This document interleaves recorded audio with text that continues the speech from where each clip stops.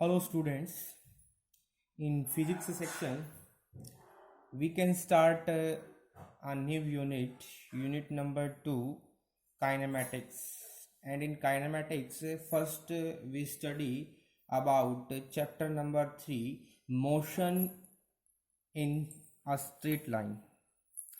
तो बच्चों आज फिजिक्स के अंदर हम एक नया चैप्टर स्टार्ट करने वाले हैं, चैप्टर नंबर 3, जो यूनिट नंबर 2 काइनेमेटिक्स के अंदर इंक्लूड होता है, motion in a straight line.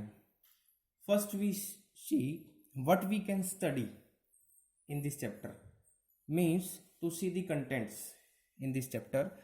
Motion in straight line के अंदर हम पढ़ेंगे बच्चे frame of reference, motion in straight line, position time graph, speed and velocity, elementary concepts of differentiation and integration for describing motion, uniform and non-uniform motion, average speed, instantaneous velocity, uniformly accelerated motion, velocity time graphs, relation for uniformly accelerated motion और graphical treatment के बारे में. So student, we can start this unit, but before starting this unit, this chapter, हम एक बात देख लेते हैं कि जो फिजिक्स सेक्शन है हमारा, फिजिक्स के अंदर हम बेसिकली जो पढ़ते हैं ऑप्टिक्स पढ़ते हैं, जो आप अभी 12th क्लास के अंदर पढ़ेंगे. पहले ये हिस्सा आप पीछे 11th क्लास में भी हाफ पार्ट ऑप्टिक्स का इंक्लूड कर दिया था, लेकिन अभी वो फिर से हटा दिया गया है बच्चों. तो अभी जो हम पढ़ने वाले हैं, जो मैं एक बार आपको बता देना चाह रहा हूँ, ऑप्टिक्स हो गई, मैकेनिक्स हो गई, इलेक्ट्रिसिटी हो गई, हीट हो गई, ये हम फिजिक्स के अंदर जनरली पढ़ते हैं. लेकिन जो मैकेनिक्स ब्रांच है ना फिजिक्स की बच्चों, इसके अंदर फर्दर 3 टाइप्स की जो है हमारे पास ब्रांचेज आती है. एक तो स्टैटिक्स हो गई, काइनेमैटिक्स हो गई, डायनेमिक्स हो गई.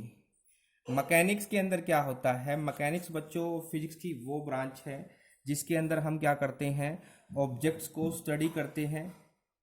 The branch of physics which deals with the study of objects and the equilibrium of object under many forces is known as mechanics.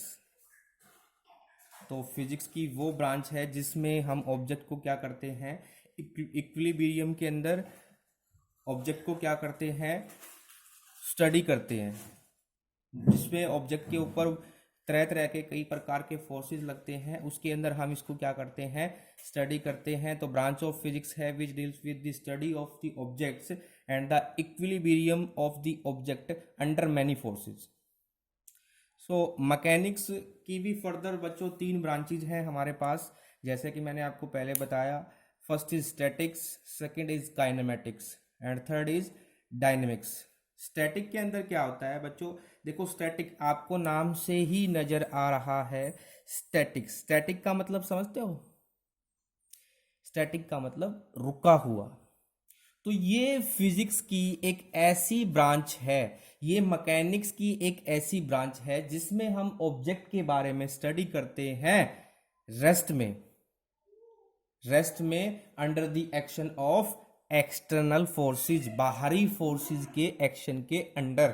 तो ये स्टैटिक क्या है बच्चों, statics is the branch of mechanics which deals with the study of objects in rest under the action of external forces, under the action of external forces. तो रुके हुए object के बारे में पढ़ेंगे, और रुके हुए ऑब्जेक्ट पे एक्सटर्नल फोर्स क्या असर डाल रहा है उसके बारे में पढ़ेंगे.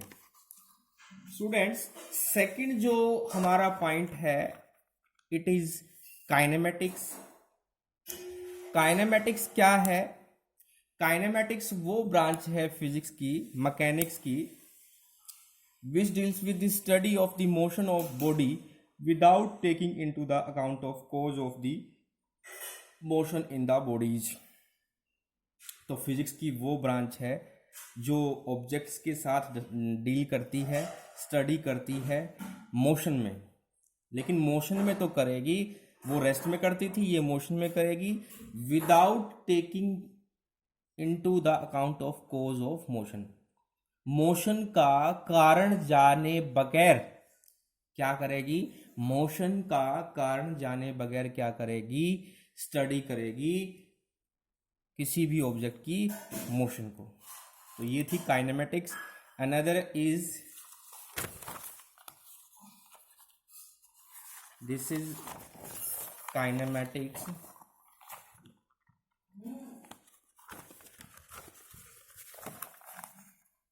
This is kinematics. You can write here by pausing the video. Next is dynamics.